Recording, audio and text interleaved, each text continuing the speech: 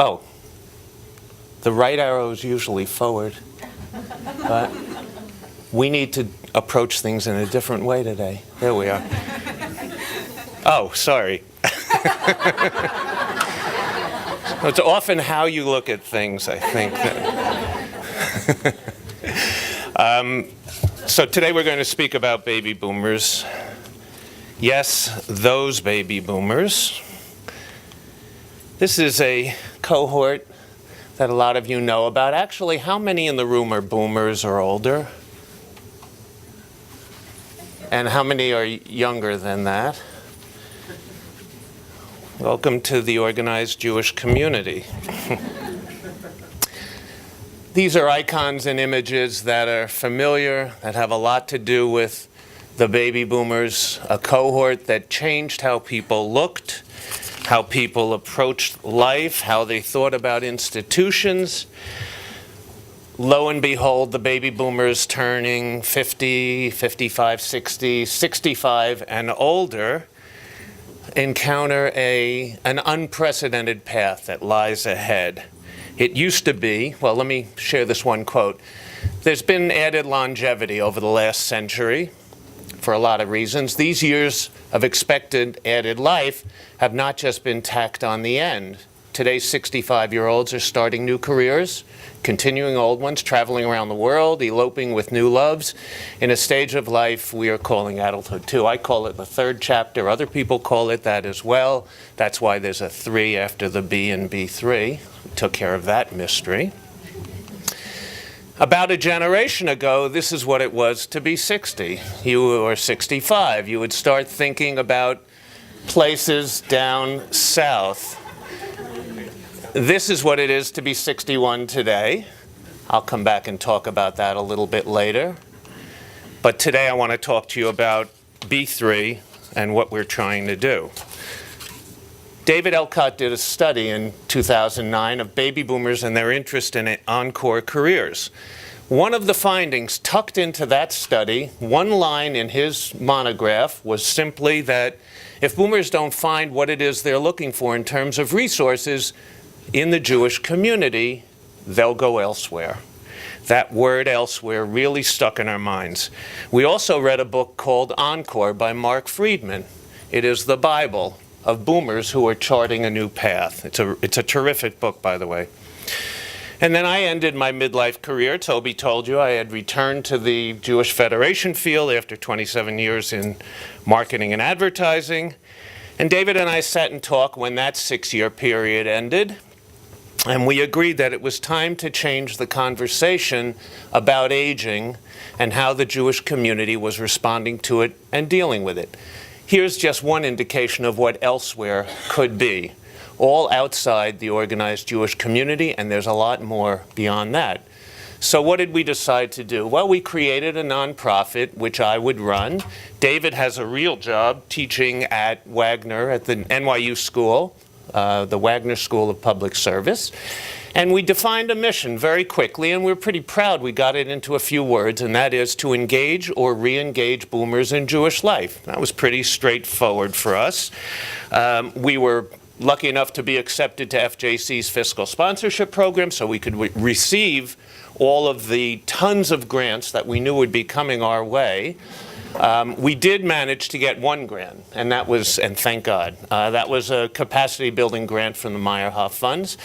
We created a platform that we felt very clearly laid out what we wanted to do, which was to create dialogue within communities, the goal of which was to develop hypotheses for new models of engagement and thereby achieve our mission.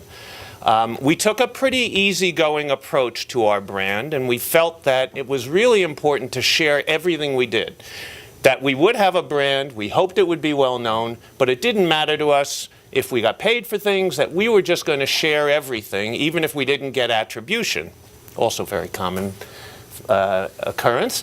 And we said we'll define success by seeing Jewish boomers engaged around the country in new ways with Jewish life, and we would be happy enough if our fingerprints were on there.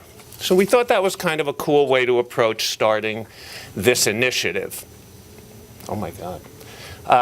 We encountered a kind of a wall. We got very little traction. We basically found that people were interested to some extent, but they were really more interested in the next generation, not in ours. There seemed to be an assumption that those who are in and those who are out, and that people weren't going to be moving around. And some organizations that expressed some interest had no resources. But there was really a deeper failure, one institutional, one personal. The one that's the failure on an institutional level, it was really unclear what we were selling and why. To be honest, we're two aging boomers, and we were in a startup after 30 or so years in business. Was there still a fire in our belly? There was before, but back then, there was a wolf at the door. And this time, there really wasn't a wolf at the door. And so we started to wonder why we weren't getting further with what we were trying to do.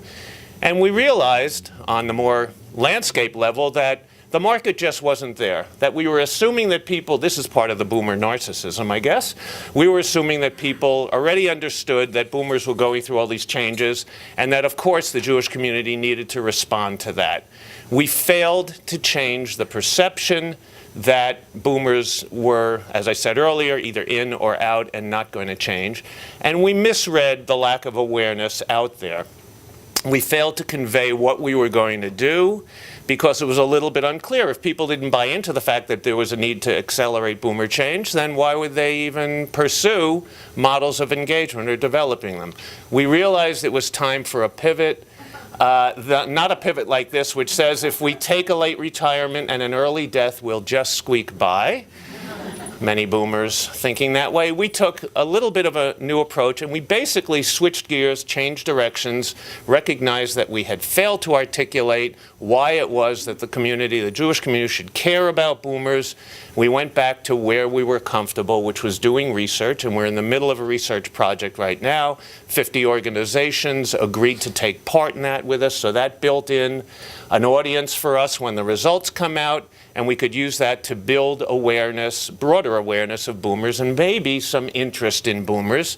The Pew study, of course, came at a good time for that. We also learned, when the word narcissism was thrown at us, that if we engage boomers, we shouldn't approach it as a zero-sum game, but rather should discuss boomer engagement in the context of intergenerational connections. How does boomer life relate to the other generations? I have a hypothesis that boomers and millennials are very similar, and there's a lot of potential if that's true. So we started looking at boomers as part of a larger community. Here's where we are right now. We need to get the study done. We need to get some more PR. I need, on a personal level, to think about what it is I learned on Kilimanjaro, which is that sometimes you don't look at the ultimate goal, which for me was the summit, but you need to look at the boots of the person in front of you. And what I learned from that was small steps. So we need to now take some small steps and get ourselves on the map and recognized. The green poster down there that says, the longer it takes to develop, the less likely it is to launch, threw me into a panic this morning. But we have faith that the information and returning to our original idea of developing new models of engagement will in fact succeed. We hope so if we can come up with a revenue model that will work, if we can find funders who will care and will invest in us in a longer term.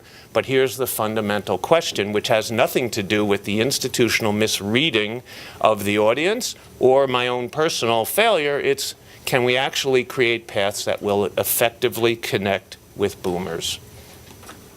Thank you.